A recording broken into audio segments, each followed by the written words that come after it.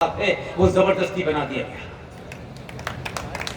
और अगर 2021 में पता चल गया है कि हमारा बाप 23 जनवरी को पैदा हुआ था, जिसका नाम सुभाष चंद्र बोस है, जिस दिन भी आपको यह पता चल गया और चीजें बदलने लगी, व्यवस्था वैसे ही बदलने लगी, चीजें ठीक होने लगी, सुभाष चंद्र बोस के बारे में लाल किले की प्राचीर से आप तक किसी देश के प्रधानमंत्री के बोलने की हिम्मत नहीं थी, क्योंकि भारत सरकार ने अंग्रेज हुकूमत से जो समझौता कर रखा था, उस समझौते में लिखा हुआ था सुभाष चंद्र बोस एक युद्ध बंदी है, युद्ध भगोड़ा है, मुर्दा या जिंदा जब भी पकड़ा जाएगा भारत की सरकार अंग्रेजों के उसके हवाले करेगी। ये उनके डिक्लासिफाई कागज जो हैं उसमें निकल के साफ आ गया। इसलिए देश से बाप का नाम गलत बताने से देश और राष्ट्र कितना भ्रमित हो सकता है, ये जिंदा मिसाल है। अब आपको अपना बाप पता चल गया है, माँ का पहले से पता था, इसलिए आप सही रास्ते पे।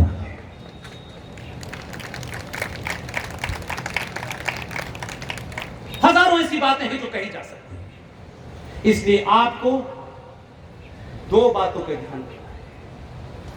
उत्तर प्रदेश में चुनाव है? क्या ख्वाहिश है आपकी? यार ऐसे क्यों बोल रहे हो जैसे मैं पूछ रहा हूं कि मतलब बोर हो रहे हो? अरे दोनों हाथ ध्यान करो, ये ध्यान रखिएगा। आप योगी को क्यों लाना चाहते?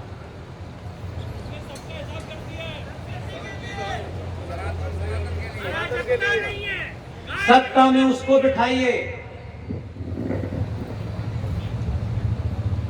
जो राष्ट्र के लिए कुर्सी पे लात मारते हैं,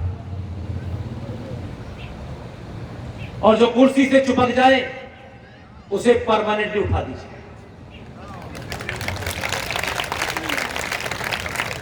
इसलिए राजनीतिक लोगों से जो लोग ये उम्मीद करते हैं कि हमारा नेता आदर्शवादी हो, महान हो, ज्ञानी हो, माफ कीजिएगा, आप आदर्श समाज में नहीं रह रहे। आप ऐसा नेता चुनिए। फिजिक्स पढ़ी आप लोगों ने? न्यूटन का नाम सुना है आपने? न्यूटन का थर्ड लॉ ऑफ मोशन क्या कहता है? उसे अंग्रेजी में कहते हैं every action there must be an equal and opposite reaction. और ये हम सब जो लोग हैं साइंस पे जीते हैं, क्योंकि सनातन को ही साइंस कहा जाता है। 1947 में एक आदमी ने Newton's third law of motion की परिभाषा गलत पढ़ ली थी, और उनको लगा कि इस गलत परिभाषा से मैं काम चला लूंगा। मैं न्यूटन का नाम इसलिए लेता हूं कि आज की जनरेशन जो है सेकंडों में इन चीजों को जानती है। मैं कोई पुरानी परिभाषा कहूंगा तो शायद नहीं समझ पाएगी। गांधी जी ने न्यूटन की परिभाषा गलत पढ़ ली, पूरे देश को पढ़ दी। उन्होंने कहा एक चांटा कोई मारे तुम दूसरा गाल आगे कर देना। ये तो न्यूटन थर्ड लॉ के खिलाफ है। वेदांती जी ने अभी कुछ कहा गुजरात के बारे में, आपको देर में समझ आई। 2017 में गुजरात के लोगों ने जो 1947 में गलत काम किया था उसका प्रायश्चित 2014 में कर लिया। जिस आदमी ने Newton third law of motion की गलत थ्योरी बताई, 2014 में Newton third law of motion के ऐसे थ्योरी के मानने वालों को बैठाया कि उन्होंने कहा कि every action there must be an equal opposite reaction, और उन्होंने कहा कि एक साथ एक गाल पे नहीं, दोनों गाल पे मारना है। इसलिए कौन कह रहा है कि समाज नहीं बदला? अभी तो बहुत थोड़ा सा बदला है। और जो आपको सुबह शाम धमकियां देते हैं, जो ऊंट की पीठ पे खड़े होकर खजूर तोड़ रहे थे,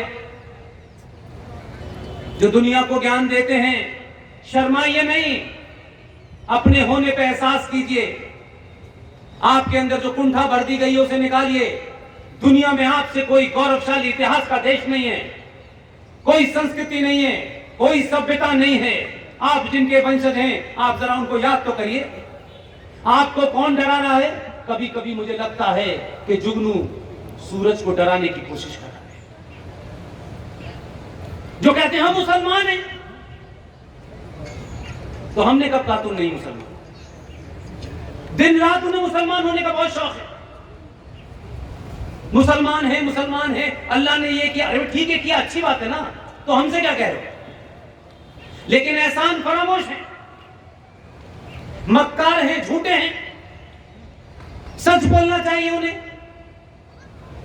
हमें अल्लाह पे पूरा यकीन है, भगवान पे पूरा यकीन है, हमने उसकी जात पे कोई सवाल नहीं उठाया, कभी नहीं उठाया। हजारों हजारों साल से हम ये मानते हैं कोई शक्ति है जो इस दुनिया को चला रही है। ये सूरज का निकलना, ये पानी का बरसना, ये सूखा पड़ना, ये गेहूं की फसल, ये आम की फसल, ये उसका नजारा है। आप इसे कुछ भी कह लें, हमने एक मिनट के लिए अपने जीवन में इस ब्रह्मांड की शक्तियों पे कभी सवाल नहीं उठाया और मानते हैं कि जो कुछ भी हो रहा है उसकी मर्जी से हो रहा है। मैं वेदांती जी से मैं समझता हूं कि 1990 में या 92 में मैंने देखा, मैं यहां आया तब भी मुझे पता नहीं था कि मैं आज वेदांती जी से मिलूंगा। ये बड़े आदर्श रहे मेरी मर्जी से हुआ ही, मैं अपनी मर्जी से यहां आया हूं, मेरी मर्जी से वेदांती जी यहां आए क्या? इसलिए किसी की मर्जी है, इसलिए हम यहां, इसलिए उसकी मर्जी से पत्ता हिलता है, उसकी मर्जी से हवा चलती है, उसकी मर्जी के बगैर कुछ नहीं हो सकता, उसकी मर्जी के बगैर कोई कुछ कर भी नहीं सकता, और उसी की मर्जी है, इसीलिए 2014 में आया है। कुरान मजीद में बड़ा साफ साफ लिखा हुआ है, ऐ मेरे मानने वालों, मुझ पे यकीन रखने वालों, मुझ पे अपना यकीदा रखने वालों, मुझ पे अपना ईमान लाने वालों, मैंने तुम्हें दुनिया की धन दौलत, ऐशो आराम, खाने पीने सबका सामान तुमको मुहैया कराया है, तुम्हारी हर जरूरत की चीज मैंने तुम्हें दी है। लेकिन कुछ हिदायतें हैं, कुछ रूल हैं, कुछ कानून हैं, तुम उन कानून और उसूल और हिदायतों के साथ जमीन पर जाओ और दुनिया में मेरे पैगाम को फैलाओ। लेकिन वो जानते थे, उन्होंने साथ में एक हिदायत और दी, उन्होंने कहा कि मेरी हिदायतों की खिलाफवर्जी की, मेरे बताए रास्ते से तुम हटे, मेरी बातों को अगर तुमने नहीं माना तो मैं इसी धरती पर ऐसे लोग भेजूंगा जो तुम्हें रास्ते पर ले आएंगे। 1400 साल के बाद उन्होंने कहा ये पूरी दुनिया में उत्पात मचा रहे हैं, ईमान से भटक गए हैं, फरेब मक्कारी मुनाफिकत इनके अंदर आ गई है, ये अल्लाह के नाम पे, मस्जिदों के नाम पे जमीनें घेर रहे हैं, ये कब्रों के नाम पे जमीनें घेर रहे हैं, इंसानियत को तार तार कर रहे हैं। उन्होंने 2014 में भेज दिया कि इन्हें सड़क से ढंग से डाइन पे आओ। वो उसी की मर्जी से आया है, इशरत जहां भेजने से और सोहराबुद्दीन भेजने से वो जाएगा नहीं। बहुत समझाया उसने, प्यार से समझाया, अपना नारा बदल लिया, जिसकी बात वेदांती जी कह रहे थे। शुरू में सबका साथ सबका विकास था, उसने कहा ये शायद समझ जाए, उसने कहा सबका विश्वास, लेकिन वो कहां मानने वाले थे। अल्लाह बहुत नाराज था, एक से काम नहीं चलेगा, 19 में दूसरा भेजो।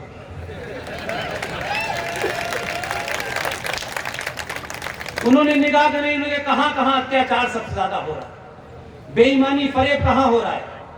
जिनका मुसल्लत ईमान था, कंप्लीट ईमान था, वो ईमान वाले बेईमान हो गए।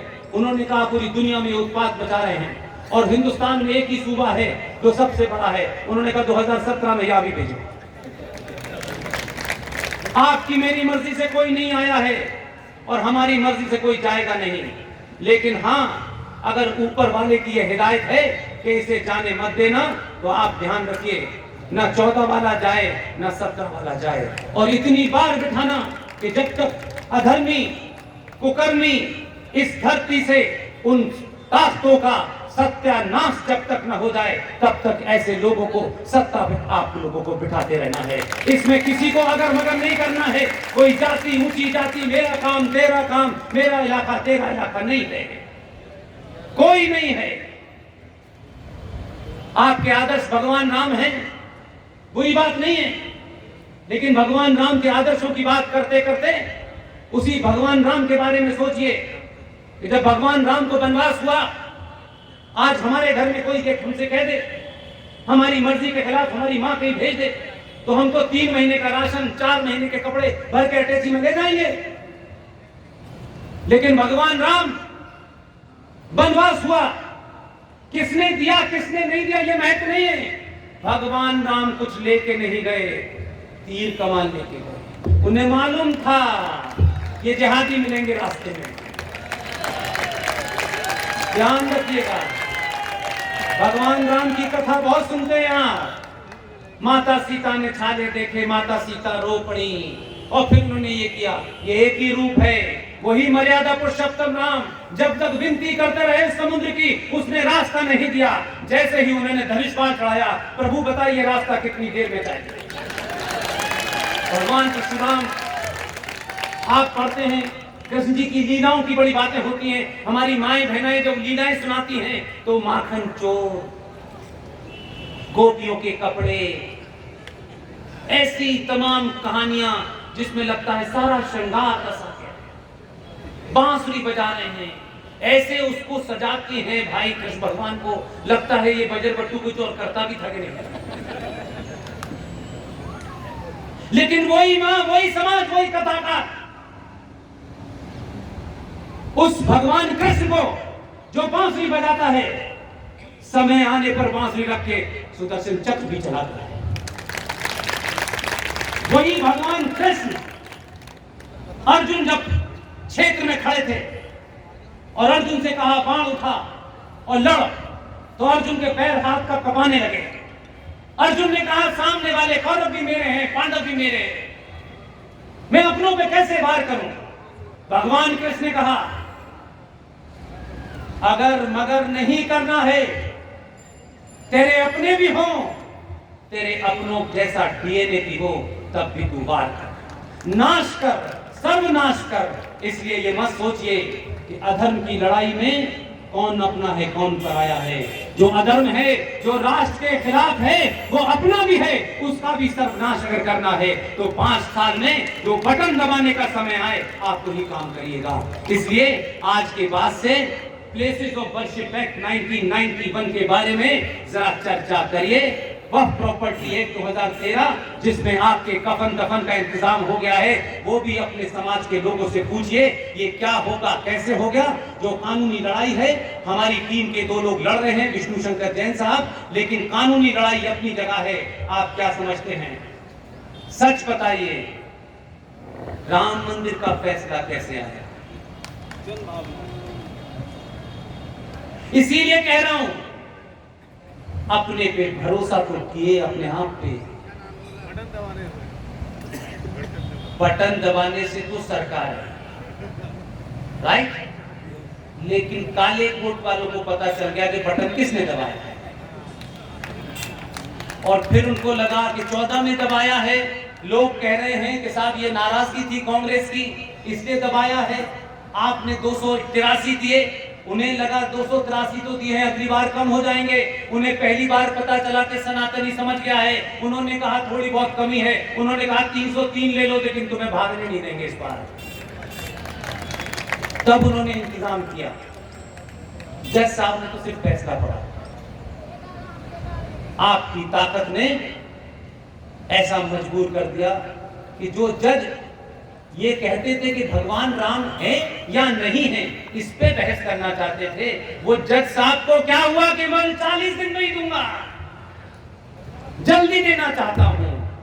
वो समझ गए थे कि मिजाज जो है समाज का बदल गया है, ये काला कोट कभी भी सफेद कपड़ा हो सकता है, इसलिए उन्होंने 40 दिन में किया। सत्ताएं आपकी सामूहिक शक्ति से चलती हैं, सत्ता सिर्फ दिखाने के लिए होती है। अगर समाज में सामूहिक शक्ति है तो सत्ता आपके दरवाजे पे आके पूछेगी कि बताओ तुम्हारे लिए क्या करना है। इसलिए समाज की सामूहिक शक्ति को पहचानिए। 90 करोड़ हैं तो भी आपकी ताकत है। आप बेरोजगार हैं तब भी आपकी ताकत है कि अगर कोई देश विरोधी ताकत, कोई देश विरोधी चैनल, कोई देश विरोधी अखबार आपकी मान्यताओं और परंपराओं की अवहेलना करता है, आलोचना करता है, उनका उपहास करता है, आपके हाथ में इतनी बड़ी ताकत है कि जो चैनल कल तक इस्लामिक आतंकवाद शब्द कहने से शर्मा रहे थे, आज चैनल का नाम है राष्ट्रवाद। आप बटन दबाएंगे और बटन 15 दिन बंद कर देंगे, चैनल को विज्ञापन मिलना बंद हो जाएगा और दोबारा से वो रेवड़ी बेचने लगेगा। ये ताकत है, इसके लिए कहीं नहीं जाना आपको, किसी सरकार की जरूरत नहीं है। इस 90 करोड़ हिंदुओं में से 5 करोड़ तय कर ले कि जो हमारे मन की बात नहीं करेगा उसे कोई नहीं देखेगा, उसे कोई पढ़ेगा नहीं। 2 दिन फैसला कर दीजिए, मुझे उस इंडस्ट्री में रहा हूं, मुझे मालूम है कैसे चलती है। आप ही का दबाव है कि अंग्रेजी चैनल बोलने वाले अब कह रहे हैं राष्ट्रवाद। अंग्रेजी में कह रहे हैं राष्ट्रवाद, पहले हिंदी में कहने से शर्माते थे। इस ताकत का आपने सामूहिक प्रदर्शन किया है। अंत में आपके बीच में, आपके किनारे, आपके पीछे हमारे ही भाई बहन, किसी का पति, किसी का भाई, किसी का बेटा एक खाकी रंग की वर्दी में है, आपके शहर की व्यवस्था संभाले हुए है। आपने इतना बड़ा प्रोग्राम किया, एडमिनिस्ट्रेशन को कोई भी शंका हो सकती थी, लेकिन पहली बार जब आप उस एडमिनिस्ट्रेशन के साथ बैठते हैं, आप उनको ये भरोसा दिलाते हैं कि आप उनकी वर्दी की मजबूरी जानते हैं, आप उनकी वर्दी की निष्ठा जानते हैं, उनकी सीमाएं जानते हैं, तो क्या भरोसा होता है कि आप गाजे बाजे के साथ जब राम यात्रा निकालते हैं तो ना तो कोई पत्थर फेंकने की हिम्मत करता है और न कोई अजान देने की हिम्मत करता है।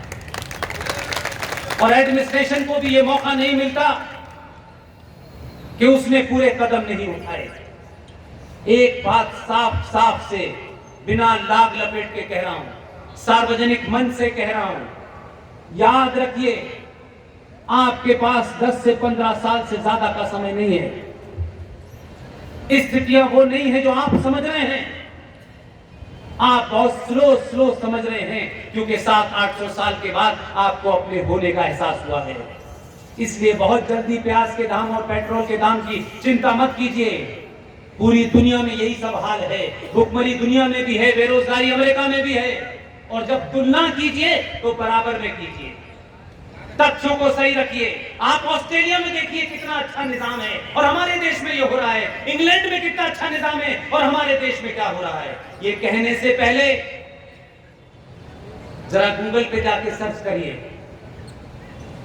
जिसे आप ऑस्ट्रेलिया कहते हैं, भारत का जो पूरा भूगोल है उससे 10 गुना ज्यादा जमीनें उनके पास, और पूरे देश की 2 करोड़ 25 लाख पॉपुलेशन है। आप उनसे तुलना करते हैं 150 करोड़ लोगों की, जिसमें 25 करोड़ लोग इस देश को आग लगाने पे लगे हुए हैं। 5.5 करोड़ लोग, सुप्रीम कोर्ट कहती है, बांग्लादेश का मुसलमान और म्यांमार का मुसलमान, इलीगल मुसलमान इस देश में 5.5 करोड़ रह रहा है। इंग्लैंड की टोटल पॉपुलेशन 6 करोड़ 25 लाख है, उतने तो हमारे देश में इलीगल लोग रह रहे हैं। हमसे मुकाबला कर रहे हो, इसलिए शर्माया मत करिए आप लोग। कुछ अंग्रेजी बोलने वाले आपको कहते हैं know what we are did in last 70 years. आपको गर्व होना चाहिए, शान से गर्व होना चाहिए। रोटी, भूख, दाल, चावल, ये सब जिंदगी जब तक है तब तक रहेगा। 244 साल हो गए अमेरिका को, दुनिया का सबसे एडवांस देश है, वुमेन लिबरेशन की बात करता है, महिलाओं के अधिकारों की बात करता है, महिलाओं की बराबरी की बात करता है। और आपके अंदर एक कुंठा पैदा हो गई है क्योंकि आप अंग्रेजों के बीच में गुलाम रहे हैं, तो आपको लगता है कि अंग्रेजी में जो बात कही जाती है वो सच होती है। अंग्रेजी बोलने वाले से बड़ा कोई ज्यादा छोटा नहीं। मैं तथ्यों में बात करता हूं। अभी चुनाव हुआ है 244 साल बाद अमेरिका में, हुआ है कि नहीं? हमें 70 साल हुए हैं, हम गरीब हैं, बीमारी है, भूखमरी है, कास्टवाद है, रिलीजनवाद है, और हमको तो 21 लाख लोगों की लाशों का ये देश मिला। हम तो कैसे एक एक तिनका जोड़ करके बना रहे हैं, और उसमें भी हमारे बीच में नेता दलाल पैदा हो गए जिन्होंने हमें उस सब के बावजूद भी गर्व करने की जो बात है वो आप नहीं कहते हैं, आपके बड़े नहीं बताते हैं। जो वुमेन लिबरेशन की बात कर रहे हैं, जो बराबरी की बात कर रहे हैं, 244 साल में अमेरिका के समाज में यह हिम्मत नहीं हुई कि एक बार भी किसी राष्ट्रपति को, किसी महिला को राष्ट्रपति बना पाते हैं। एक बार भी 244 साल में जो वुमेन लिबरेशन की बात कर रहे हैं और समझते हैं वुमेन लिबरेशन का मतलब है कि महिला के जिस्म से कपड़े उतार दो तो ये वुमेन लिबरेशन है, ये उनके यहां की परिभाषा है। हमारे देश में 16 साल एक महिला प्रधानमंत्री रही। उस महिला प्रधानमंत्री के विदेशी मेहमानों के कप और प्लेट धोने वाली एक महिला राष्ट्रपति रही। और ब्राह्मण और अपर कास्ट के ऊपर बड़ी तोहमत लगती है, बड़ा आरोप लगता है। जरा सीना ठोक के तो बात करा करो यार, हर बात पे शर्माते क्यों हो? इस तथाकथित आजाद भारत में